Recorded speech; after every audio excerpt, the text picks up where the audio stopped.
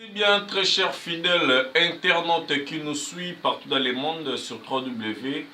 Trace RDC News veut dire que tous s'abonnent toujours ebele. Donc les lotos ali. Awa donc nali solo il y a notre frère Papa Leki Aya. Donc azali vraiment mutu ya batu ebele. Donc Roger Ngandou l'international oapi sujet izali vraiment kosala mwa nungu na internet. Donc tokobeta li solo peut tout découvrir pourquoi nini yango esalemi kaka bongo koluka kosali réputation ya vie ya motu. Un très grand merci à toi Lydia Kapajika 10 000 fois ami d'Achati Ankoro. Merci beaucoup à toi donc Paola Schengen Kilo Londres Cornelia Dossi Givenchy le pasteur Erok Tumba Chepela. Veut dire que toza ko solo likambo oyoyo. Je pense que tozo mon en internet ba titre oya lo balandenge na ye o 21 000 $. Donc je ne confirme pas c'est vrai ou c'est faux. Donc nga René Abiri, je suis là que pour vous éclaircir par rapport à Nenge Moussala Yango et Salemaka. Donc surtout Toyebi Roger Ngandou, comment est-ce qu'il a commencé auprès des papas chéris et aujourd'hui qui il est. Donc Roger Ngandou Nzamba Salé grâce avec la agence nae assure ya voyage le Millennium Owapi et Dabatu et Belé et produire et ça et ça peut produire peu d'artistes et musiciens tels que Naba Kermes.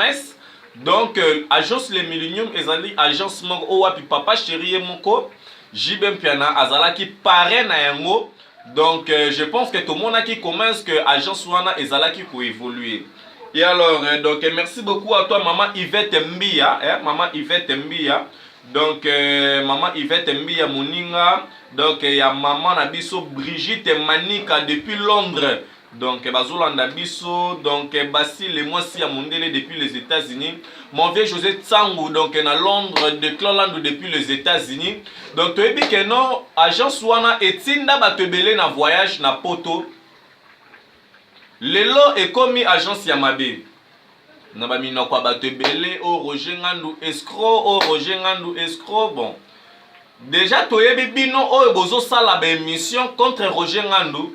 La première des choses bozana no bato bolinga Roger Ngandou te na devina no na nature bolinga kaete. Et puis de deux bozali ba fan pe à papa chéri te parce que ce que lingi mutu il faut linga na musala na ye.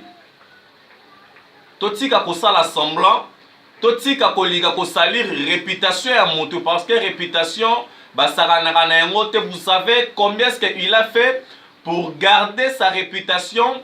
Roger Ngandou en titre de sa qualité pona ko batela o ezali image na ye atia bureau to pe administration na kati ya résidence na ye esika fandaka pour dire que ce qui est simbité oye à remettre yo ezalate onote opesa kimbongo na kwena balabala te.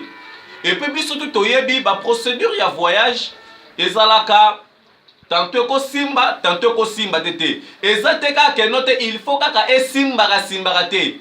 Ça arrive et simbité. Sko basala nini? Esimbi na yango te. Sikoyo basala nini? Mbongo na yo balobi soki bakozongisela yo mais tu attends calmement. Roger Ngandou akoki mate. Combien de personnes oyo pe basalela bango musala esimbité Roger Ngandou azumbongo azongiseli bango. Il y a des gens aussi oyo esimba lelo bana poto bana na bango ba makambo belé bazo vivre bien. Ezana ba condition.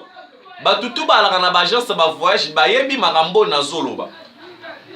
Agence ya voyage soki yo client au remplir ba condition nyonso o bazali ko senga te na kati. Tu seras dans la merde. Maintenant la faute est à qui? Parce que yé azumbongo atena ba démarche po yo okende. Parce que esimbi na yango te. Et puis il s'est porté garant de vous remettre l'argent.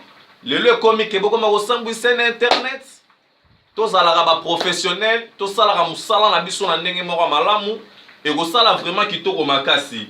Donc je pense que suite et puis bah information tout redécouvrir toujours na trace RDC News, tous s'abonner toujours. Donc merci beaucoup à toi Gauthier Bell le boss de boss. Declalandou mon vieux José Tsangou na Londres, Declalandou depuis les États-Unis.